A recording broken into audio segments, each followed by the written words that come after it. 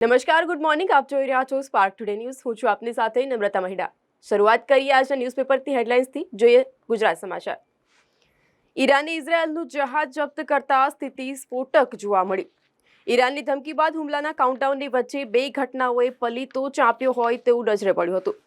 ભારતે helpline number જાહેર કર્યો. એર ઇન્ડિયાના વિમાનોએ ઈરાનના હવાઈ ક્ષેત્રમાંથી ઉડ્ડયન ટાળ્યું. મર્ડરના 13 દિવસ પછી પણ સિવિલ કોન્ટ્રાક્ટર જયમીનની લાશ મળતી નથી. જયમીનની લાશ શોધવા માટે પોલીસે 15 કિલોમીટર સુધી કેનાલમાંથી પાણી ઉલેચવાનું શરૂ કર્યું. ફેસબુક ફ્રેન્ડે મસાજ માટે ઘરે બોલાવ્યો. કપડાં કાઢતા જ નકલી પોલીસની રેડ પાડવામાં આવી. કોંગ્રેસે લોકસભા વિધાનસભા પેટા ચૂંટણીના નામો જાહેર કર્યા છે. આખરે કોંગ્રેસે રાજકોટમાં રૂપાલાની સામે ધાનાણીને ચૂંટણી મેદાને ઉતાર્યા છે. સ્વિમિંગ પુલ ભરવા માટે પાણીના ટેન્કરો છેલ્લા 3 દિવસથી દોડી રહ્યા છે. રાજીવ ગાંધી સ્વિમિંગ પુલમાં 261 પાણીની ટેન્કરો ઠાલવી. ગુજરાત હાઈકોર્ટે પોલીસ પાસેથી તપાસનો રિપોર્ટ મંગાવ્યો. 20 વર્ષના પુત્રના ચકચાર ભર્યા મર્ડર કેસમાં ન્યાય માટે વિધવા માતાની રીટ.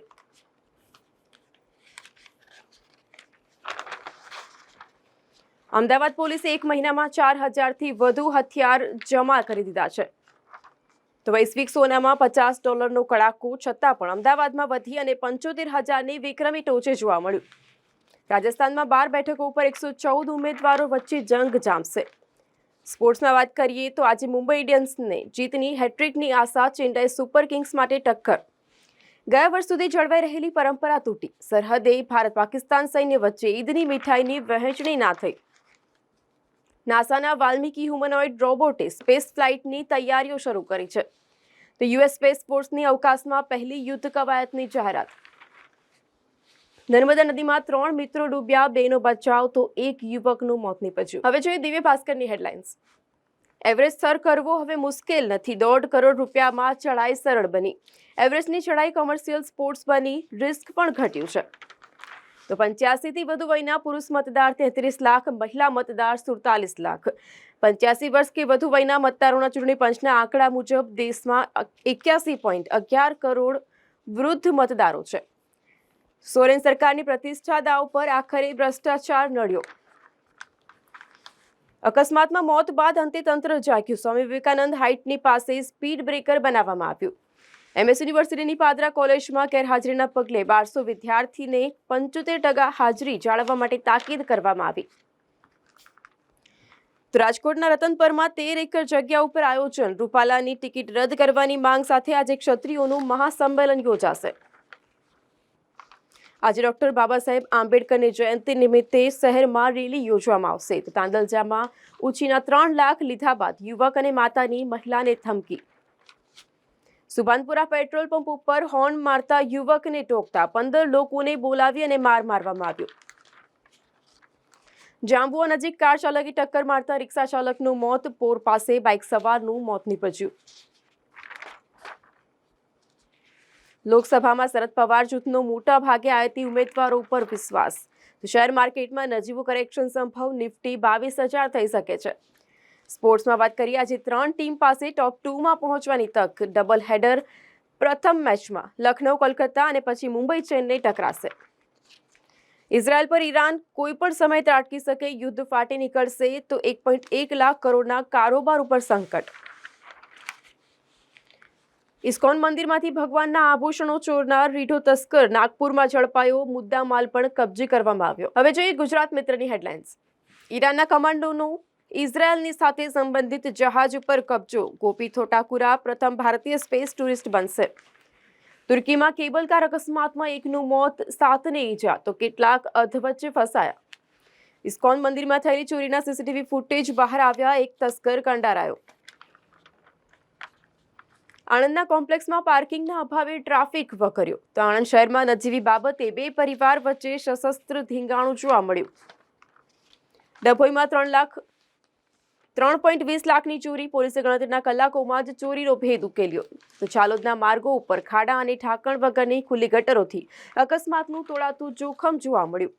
ખંભાતની 12 સૈકા પુરાણી વાવમાં નવા નીર આવ્યા. હિંમતનગરના ક્ષત્રિય અસ્મિતા સંમેલનમાં ભારે મેદની ઉમટી પડતા જ મંડપ નાનો પડ્યો. રાજસ્થાનના બોલરોએ પંજાબને 147 રન સુધી સીમિત રાખ્યું. ભાજપના કાર્યકરો ઉમેદવારને પ્રવેશબંધીના બેનરો લગાવ્યા. તો માંજલપુર વિસ્તારમાં પુરુષોત્તમ રૂપાલાના વિરુદ્ધમાં પોસ્ટર લગાવવામાં આવ્યા. ઠેર ઠેર ક્ષત્રિય સમાજ દ્વારા વિરોધ થઈ રહ્યો છે. તો વડોદરાના માંજલપુર વિસ્તારમાં પણ બેનરો લગાવવામાં આવ્યા, વિરોધ નોંધાવવામાં આવ્યો. હવે જોઈએ લોકસત્તા જનસત્તાની હેડલાઇન્સ. મેગા એન્જિનિયરિંગ કંપનીની સામે સીબીઆઈ દ્વારા ભ્રષ્ટાચારનો કેસ. 966 કરોડના ઇલેક્ટ્રોલ બોન્ડ ખરીદવાના મામલે બીજા નંબરે રહેલી મેગા એન્જિનિયરિંગ કંપનીની સામે સીબીઆઈ દ્વારા ભ્રષ્ટાચારનો કેસ કરવામાં આવ્યો છે. તો તરસાલીમાં ભાજપની ગ્રુપ મિટિંગનો ફિયાસ્કો. ભાજપની જૂથબંધી વોર્ડ કક્ષાએ પહોંચી લોકસભાના ઉમેદવારના પ્રચાર માટે ભાજપની ગ્રુપ મિટિંગનો ફિયાસ્કો જોવા મળ્યો.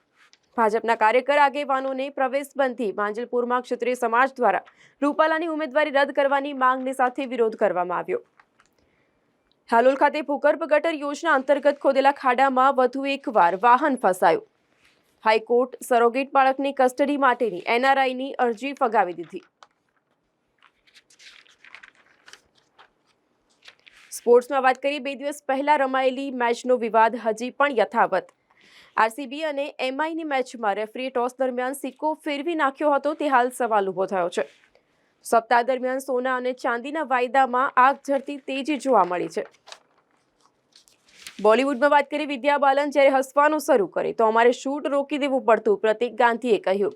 પ્રતીકે વિદ્યા બાલન સાથેની ફિલ્મના શૂટ દરમિયાનના રસપ્રદ કિસ્સાઓની વાત કરી. અમેરિકાના રાષ્ટ્રીય સુરક્ષા સલાહકાર આગામી સપ્તાહે ભારતની મુલાકાતે. તો રાજીવ ગાંધી સ્વિમિંગ પુલમાં પાણી ભરવા 3 દિવસમાં 261 ટેન્કરો ઠાલવ્યા.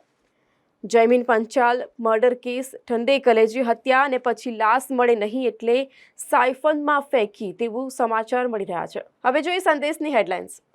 17 ભારતીય ક્રૂ સાથેનું જહાજ ઈરાને જપ્ત કર્યું. તહેરાન અને દિલ્હીમાં રાજદ્વારી ચેનલો મારફત ભારતીય ક્રૂ મેમ્બર્સની તાકીદે મુક્તિ માટે પ્રયાસ શરૂ કર્યો. વાઘોડિયા ભાજપના ધર્મેન્દ્રસિંહ વાઘેલાની સામે કોંગ્રેસ કનુ ગોહિલને મેદાને ઉતાર્યા. રૂપાલા ઇફેક્ટ. લોકસભા જ નહીં, વિધાનસભામાં પણ કોંગ્રેસનું ક્ષત્રિય કાર્ડ જોવા મળ્યું. વડોદરા બેઠક પર ક્ષત્રિયોનો દબદબો. બીજા ક્રમે ઓબીસી પછી પાટીદાર એસસી મતદારોનું પ્રભુત્વ. 3 ગુનામાં 20 વર્ષથી ફરાર આરોપી ન્યૂ વીઆઈપી રોડથી પકડાયો છે. તો અંબા માતાના મંદિરના પ્રાંગણને ચૂંદડીઓથી શણગારવામાં આવ્યું.